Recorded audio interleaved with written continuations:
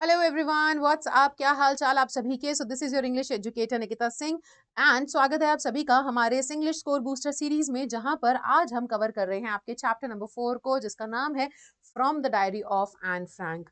अब आपको इस वीडियो के अंदर मैं इस चैप्टर की theme, character sketch, mind map और इंपॉर्टेंट कीवर्ड्स एंड की फ्रेजेस सब कवर करवाने वाली हूँ। कंप्लीट समरी मिलेगी आपको, वो भी अंडर 15 मिनट्स। सो जल्दी से इसको शुरू करते हैं। अब देखिए, चैप्टर को शुरू करने से पहले इसके राइटर के बारे में बात कर लेते हैं। राइटर कौन है? तो जैसे कि आप चैप्टर के टाइटल से ही समझ पा रहे हैं कि ये डायरी ऑफ एन फ्रैंक से लिया गया है, from the diary of Anne Frank. यानी कि ये डायरी किसकी थी? एन फ्रैंक की डायरी थी। वो एक छोटी सी बच्ची हैं जो कि जर्मनी में पैदा हुई थी और नीदरलैंड में रह रही थी। अब होता क्या है कि आप जानते हैं, नाजीज ने जब इन्वेड कर दिया था तो जर्मनी को, तो वहां पर कितने सारे क्राइम्स, कितना अत्याचार हो रहा था उन सभी लोगों पर, उनकी जान जा रही थी।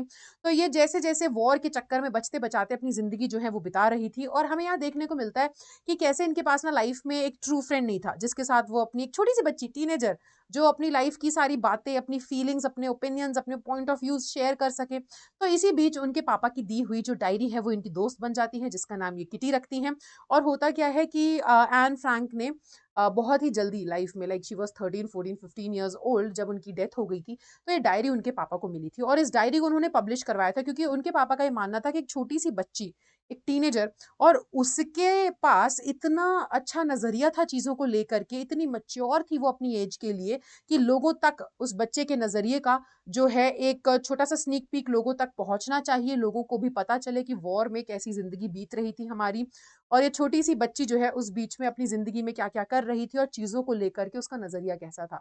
सो एक्चुअल में एक डायरी थी पूरी की पूरी जो उनके पापा ने पब्लिश करवाई थी। आपको ना उस डायरी में से एक छोटा सा एक्सर्प्ट, एक हिस्सा निकाल करके एज अ चैप्टर दिया गया है, और नाम भी है from the diary of Anne Frank. तो राइटर भी हमारी एन फ्रैंक ही है यहाँ पर। अब जल्दी से हम बेटा शुरू करते हैं और यहाँ पर हम आ जाते हैं माइंड मैप पर। अब माइंड मैप में अगर आप देखें तो सबसे पहले यहाँ पर बात क्या हुई है? सबसे पहले यहाँ पर बात हुई है कि एन फ्रैंक बताती हैं कि कैसे, सबसे पहले तो आप यहाँ पर जान लीजिए उनका जन्म कब हुआ था। जून 12 1929, ये जो इन्फॉर्मेशन है, जर्मनी में इनका जन्म हुआ था, फ्रैंकफर्ट में। और ये इन्फॉर्मेशन आपके लिए इंपॉर्टेंट है बेटा, क्योंकि यहाँ से ना आप ये छोटी छोटी इन्फॉर्मेशन को उठा करके अपना आंसर फॉर्म कर सकते हैं। So basically early life and move to Amsterdam, आपको वो बता रहे हैं कि एन फ्रैंक जो है वो कैसे 12 जून को उनका जन्म हुआ था 1929 में इन जर्मनी। और उनकी फैमिली जो है, क्योंकि जो है नाजीज ने इन्वेड कर दिया था, नाजीज से बचने के लिए वो एम्स्टरडैम चले गए थे। वहां पर जाकर के वो कैसे छुप करके रह रही थी। ठीक है, यहाँ पे पूरी जर्नी आपको बताती है कि कैसे कैसे हम एम्स्टरडैम पहुंचे, कैसे पहले मेरे पापा गए, फिर मेरी मम्मी गई, फिर मेरी बहन को बुलाया गया, फिर मैं चली गई। ठीक है, अब यहाँ पे बताती है, शुरू ऐसा होता है चैप्टर की, वो बोलती है कि भाई देखो, मेरे को ना लिखना तो आता नहीं, और मुझे नहीं लगता कि कोई भी इंसान एक छोटी सी 13 साल की स्कूल जाने वाली बच्ची की जिंदगी में इंटरेस्टेड होगा, वो डायरी पढ़ना चाहेगा। बट हालांकि मेरे पास लाइफ में कोई इतना अच्छा फ्रेंड तो है नहीं जिसके साथ मैं अपनी चीजें शेयर कर सकूं। तो मेरे को लगता है कि डायरी भी एक ऐसी चीज हो सकती है जहां पे मैं अपनी सारी लाइफ की जो चीजें हो रही हैं, अपने अपने विचार, अपने थॉट्स वगैरह एक्सप्रेस कर पाऊंगी। तो वो डायरी का नाम रखती है किटी, और वो बोलती है कि मैं ना नॉर्मल तरीके से, जैसे यूजुअली लोग डायरी लिखते हैं, वैसे डायरी नहीं लिखूंगी, मैं थोड़ा अलग अंदाज से डायरी लिखूंगी। अब देखो, जाहिर सी बात है, मैं डायरी में एकदम से कुछ लिखना स्टार्ट कर दूं, इससे बेटर है मैं आपको थोड़ा सा एक पीछे का एक बैकग्राउंड स्टोरी बता दूं अपनी फैमिली के बारे में। तो ये बताती है अपने पापा के बारे में, और बोलते हैं कैसे उनके पापा जो है वर्ल्ड के बेस्ट फादर हैं। अपनी मम्मा के बारे में बताती है, और वो अपनी ग्रैंड मदर के बारे में भी यहाँ पर बात करती हैं, जहां से हमें पता चलता है कि ये अपनी ग्रैंड मदर से बहुत क्लोज थी। ठीक है, कैसे इनकी ग्रैंड मदर की जो तबीयत है खराब हो जाती है, तबीयत खराब होने की वजह से इनका एक बर्थडे सेलिब्रेट नहीं हो पाता है सही से, एंड नेक्स्ट ईयर फिर कैसे इनकी ग्रैंड मदर की डेथ हो जाती है, और ये अपनी ग्रैंड मदर को बहुत ही ज्यादा मिस करती हैं, बहुत उदास रहती हैं। और ये हमें पता चलता है कि कैसे वो अपने बर्थडे पे ग्रैंड मदर के लिए अलग से कुछ कैंडल्स भी लाइट करती हैं। सो यहाँ से क्वेश्चन भी आता है, आपको पता होना चाहिए कि ग्रैंड मदर से बहुत क्लोज थी वो। अब फिर वो बताती हैं कि कैसे ना स्कूल के अंदर इनके वैसे तो कहने को बहुत सारे फ्रेंड्स हैं, लेकिन एक ट्रू फ्रेंड नहीं है। इसी वजह से किटी जो है इनकी ट्रू फ्रेंड बन चुकी है, इनकी खुद की एक पर्सनल डायरी। अब ये बता रही है कि स्कूल के अंदर क्या क्या होता था, कैसे जो है ना सभी बच्चे, ये यहाँ पर मिस्टर कीजिंग के बारे में भी बात करती हैं, और साथ ही यहाँ पर अपनी फर्स्ट ग्रेड की टीचर के बारे में भी, हेड मिस्ट्रेस के बारे में भी बात करती है, कैसे ये उनसे बहुत ज्यादा क्लोज हो गई थी। अच्छा, अब यहाँ पर वो बताती हैं कि कैसे स्कूल के अंदर सभी बच्चे जो हैं वो बहुत ही परेशान हो रहे थे कि भाई उनको पास किया जाएगा कि नहीं किया जाएगा, वो पास होंगी कि नहीं होंगे। और यहीं पे वो बताती हैं एन फ्रैंक कि देखो मेरे को तो कोई प्रॉब्लम नहीं है, मेरे से तो सारी टीचर्स जो हैं वो खुश हैं, बस मेरे को मैथ्स में थोड़ा सा डर लगता है क्योंकि मिस्टर कीजिंग मुझसे खुश इतने नहीं रहते थे क्योंकि मैं बहुत बात करती थी। वहीं पर वो एक किस्सा शेयर करती है कि कैसे वो क्लास में बहुत बातें करती थी, तो कीजिंग ने ना परेशान होकर के उनको एक पनिशमेंट के तौर पे ऐसे लिखने को दिया था। उस ऐसे का नाम था अ चैटर बॉक्स। अब इसके ऊपर उन्हें ऐसे लिखना था। इस चैप्टर में हमें देखने को मिलता है कि कैसे एन फ्रैंक जो है उनका सेंस ऑफ ह्यूमर बहुत अच्छा है, वो बहुत ही इनोवेटिव हैं, कैसे वो नए-नए तरीके निकाल करके लाती हैं, ठीक है? अपनी पनिशमेंट को पूरा करने के और उसे फिर भी एन्जॉय कर लेती हैं एक तरीके से। सो हमें एन फ्रैंक की पर्सनैलिटी के बारे में यहाँ से बहुत कुछ पता चल रहा है बच्चों, ठीक है? अब वो चैटर बॉक्स के ऊपर भी एक ऐसे लिख करके आती है और उसके अंदर वो एक बहुत ही क्लेवरली आर्ग्यू करती हैं अपने टीचर से कि देखिए, मैं अपनी इस आदत को कम करने की कोशिश करूँगी पर खत्म कर दूँ ऐसा नहीं हो सकता क्योंकि ये मुझे मेरी मम्मा से मिला है, ठीक है? और जो चीज़ें इनहेरिटेड होती हैं वो कंप्लीटली खत्म नहीं हो सकती बट उनको कम किया जा सकता है। सो वो ये लिखती हैं पनिशमेंट में एंड मिस्टर कीजिंग जो है इनका ऐसे देख कर के बड़ी हैरान हो जाती हैं। फिर उसके बाद यहाँ पर बात क्या हो रही है, फिर वो अगले दिन दोबारा से बातें करने लग जाती हैं, तो हमारे मिस्टर कीजिंग उनको दोबारा से परेशान होकर के ऐसे लिखने को देते हैं as punishment, an incorrigible chatter box, कि भाई एक ऐसा ढीठ चैटर बॉक्स जो चुप होने का नाम ही नहीं लेता है, सुधर ही नहीं रहा है। इसके ऊपर भी वो क्या करती हैं, एक फ़नी सा ही ऐसे ही एक क्या कहते हैं, बहुत क्लेवरली टैकल करती हैं उस पनिशमेंट को और ऐसा ही एक ऐसे लिख कर के लाती हैं। देन दोबारा से क्या होता है, दोबारा से जब थर्ड ऐसे उनको एज़ अ पनिशमेंट दिया जाता है क्योंकि एन फ्रैंक भाई हार मानने को तैयार नहीं थी, वो खूब बातें करती थी क्लास में। तो यहाँ पे उनको मिलता है अपना थर्ड ऐसे as punishment, quack quack said mistress chatterbox. अब जब इनको ये एज़ अ पनिशमेंट दिया जाता है ऐसे लिखने को, तो वहाँ पर ना वो एक स्टोरी लिखती हैं, किस चीज़ की, एक डकलिंग्स के बारे में स्टोरी होती है। एन लिखती है कि कैसे 3 लिटिल डकलिंग्स थी, ठीक है? और वो क्वैक क्वैक क्वैक क्वैक करती रहती थी और उनके जो फादर थे, उन्होंने कैसे अपनी डकलिंग्स को, बेबी डकलिंग्स को क्या कर लिया था, मार दिया था क्योंकि वो बहुत क्वैक क्वैक करती थी। अब एन को लग रहा था कि भाई मिस्टर कीजिंग इस जोक को अच्छे से ले लें, हँस दें, कहीं सीरियस ना हो जाएँ, और वैसा ही हुआ। मिस्टर कीजिंग ने उस जोक को बहुत ही अच्छे से लिया, सीरियस नहीं हुए वो। और उसके बाद से हमारी एन फ्रैंक को क्लास में बात करने की पनिशमेंट नहीं मिलती थी, अलाउ कर दिया गया था, और साथ ही साथ मिस्टर कीजिंग भी जो हैं वो थोड़े से फ़नी हो चुके थे, ह्यूमर उन्होंने उनके अंदर आ गया था, वो भी हँसी-मज़ाक क्लास में करने लग गए थे। तो आपको ना बेसिकली इस चैप्टर के अंदर बच्चों एन फ्रैंक का एक रेगुलर डे के बारे में बताया गया है। आपको यहाँ से पता चलेगा इस पोर्शन से, पूरे इस चैप्टर से, कि एन फ्रैंक की पर्सनैलिटी के कुछ ट्रेट्स पता चलेंगे कि कितनी ज़्यादा मैच्योर उनकी थिंकिंग थी अपने सभी फ्रेंड्स के कंपैरिजन में देखा जाए तो, या उनकी उम्र का कोई बच्चे के कंपैरिजन में देखें। ह्यूमरस थी, इनोवेटिव थी, क्लेवर थी, ठीक है? तो ये सारे पॉइंट्स हमें देखने को मिल रहे हैं। तो ये एक छोटा-सा चैप्टर है जो खत्म हो जाता है, इतना मुश्किल नहीं है, it's very easy.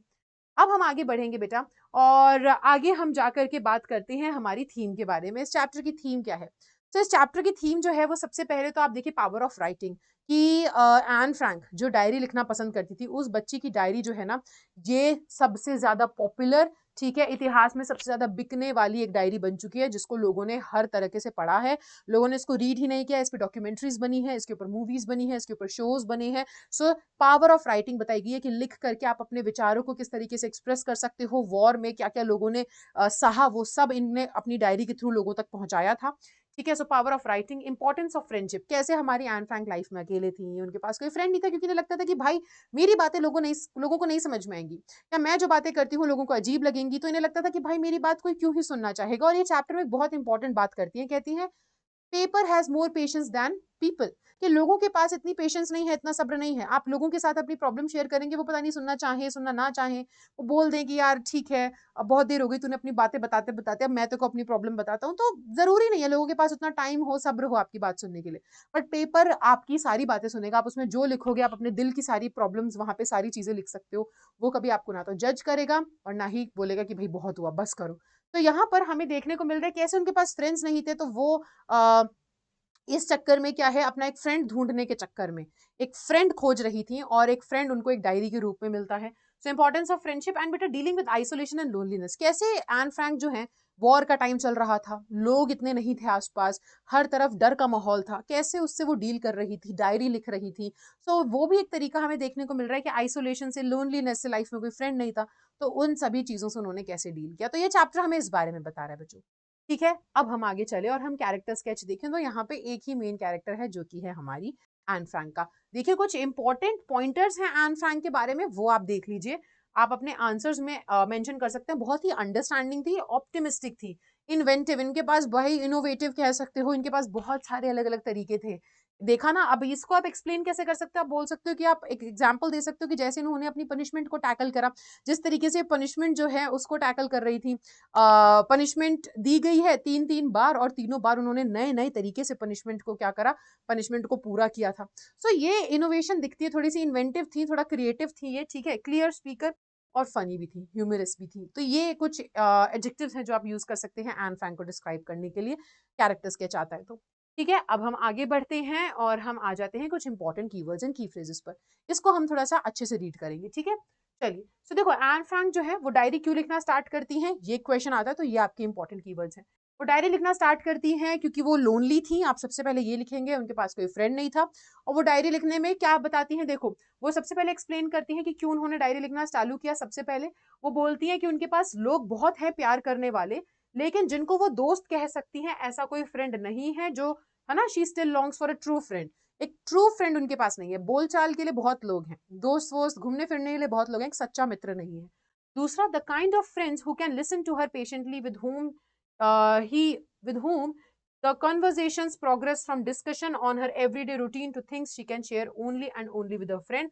So basically उनको एक लोनलीनेस लग रही थी कि एक ऐसा दोस्त नहीं है जिसके साथ मैं डेप्थ में लाइफ के बारे में बातें कर सकूं, ठीक है। और since she longs for such a personality in her life, क्योंकि वो एक ऐसी पर्सनैलिटी का इंतजार कर रही थी जिंदगी में, उन्होंने डिसाइड किया कि वो अपने थॉट्स को एक्सप्रेस करेंगे पेपर पे, क्योंकि paper has more patience than people. अगर ये क्वेश्चन आता है, जो कि बहुत इंपॉर्टेंट है, आ सकता है क्वेश्चन कि वो ऐसा क्यों कहती है, उनका क्या मतलब था इस लाइन से कि paper has more patience than people, तो आप ये वाला पैसेज में ये कीवर्ड्स यूज करेंगे। आगे हम आ जाते हैं यहाँ पर, she wants a diary to be her friend, hence Anna. Anna लिखा है, एन जो है, एन कॉल्स इट किटी। उन्होंने उसका नाम क्या रखा था, अगर पूछा जाए तो किटी रखा था। Anne introduces her and her family members to everyone. वो डायरी में सबसे पहले अपने और अपने फैमिली मेंबर्स के बारे में लिखती हैं, ठीक है। क्या लिखती हैं अगर ये पूछा जाता है तो आप ये बताओगे। वो एक्सप्लेन करती है कैसे उनके पापा जो है वो बेस्ट फादर है, वो हॉलैंड चले गए थे, पीछे पीछे मम्मी चली गई थी, फिर बहन चली गई थी, एंड देन फिर उनकी ग्रैंड मदर जो है वो उनकी डेथ हो गई थी 1942 में, जिसकी वजह से उनकी लाइफ में एक वॉइड, एक खालीपन सा रह गया था। एंड वो अभी भी अपनी ग्रैंड मदर को मिस करती हैं। अगर आता है क्वेश्चन की कैसे आप यहाँ पे प्रूव कर सकते हो कि एन अपनी ग्रैंड मदर को बहुत प्यार करती थी, यहाँ से पॉइंटर्स लिए जा सकते हैं, ठीक है बच्चों। फिर आप ये भी बता सकते हो कि देखो, वो लिखती हैं कि उस दिन, जिस दिन वो डायरी लिख रही थी, उस दिन 20 जून था 1942, और वो लिख रही थी अपनी पहली बार डायरी के अंदर, जहाँ पे वो बात करती है स्कूल के बारे में, जैसे कि क्लास है, क्लास स्टार्ट हो चुकी है और टीचर्स जो है बच्चों को पास करने वाली हैं, ठीक है, उन सब चीजों के बारे में बात हो रही होती है। फिर वो, अब यहाँ पे अगर क्वेश्चन आए कि उनका रिलेशन उनके टीचर्स के साथ कैसा था, एंड प्रूव इट, ठीक है, with the help of the instances from the chapter, तो आप ये लिखेंगे कि उनका एक अच्छा रिलेशनशिप था सभी टीचर्स के साथ, सभी टीचर्स के साथ उनकी बहुत अच्छी बनती थी, चैप्टर में मेंशन किया, एक्सेप्ट मैथ्स के टीचर जिनका नाम था मिस्टर कीजिंग, वो थोड़े से डिफिकल्ट थे डील करने, ठीक है। सो ये आप लिख सकते हैं, और आप बता सकते हैं मैथ्स टीचर के बारे में, या फिर क्वेश्चन आता है मिस्टर कीजिंग एंड एन का क्या रिलेशनशिप था, तो यहाँ से पॉइंटर्स आएंगे कि एन ये बताती है कि मैथ्स टीचर जो है उन्होंने एक बार उनको होमवर्क दिया था, और कैसे कैसे चैटर बॉक्स जो टॉपिक पे होमवर्क मिला था, उन्होंने कैसे कैसे उस पनिशमेंट को पूरा किया, ऐसे लिखा, ठीक है। उन्होंने कैसे बताया कि ये जो प्रॉब्लम है ये मेरे को मेरी मम्मा से मिली है, तो ये बंद नहीं हो सकती, कम जरूर की जा सकती है। और फिर आप लास्ट में बताओगे कि मिस्टर कीजिंग भी जो है वो एन के तरीके से ढल गए थे, वो हंसी मजाक क्लास में करने लग गए थे, और एन को पनिशमेंट मिलनी बंद हो चुकी थी क्लासेस के अंदर। तो ये सारे पॉइंटर्स आप लिख सकते हो बेटा। फिर आप अगर लॉन्ग में आता है तो आप फिर quack quack said mister chatter box वाला पॉइंट भी लिख सकते हो कि ये वाली पनिशमेंट भी मिली थी, और फिर उसके बाद हमारे मिस्टर कीजिंग ने इस पनिशमेंट को बहुत अच्छे तरीके से लिया था, वो गुस्सा नहीं हुए थे, एंड देन कैसे पूरी क्लास हंसी, एंड मिस्टर कीजिंग भी जो है वो भी अब थोड़े से क्या हो चुके थे, थोड़े से लाइट हार्टेड हो चुके थे, हंसी मजाक क्लास में कर लिया करते थे।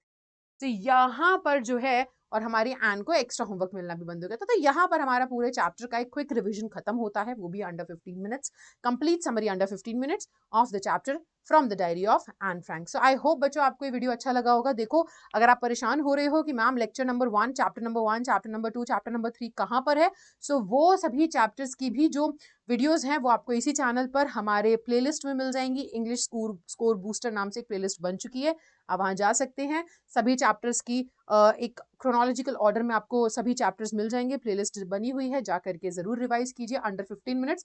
सभी चैप्टर के जो इंपॉर्टेंट पोर्शंस हैं वो आपको देखने को मिलेंगे, एंड यहीं से क्वेश्चंस जो है आंसर यहीं से बनता है। ठीक है, सो मैं अब आपसे मिलूंगी नेक्स्ट क्लास में, तब तक के लिए bye bye guys, thank you so much and see you in the next session. Video को लाइक एंड शेयर करना ना भूलें।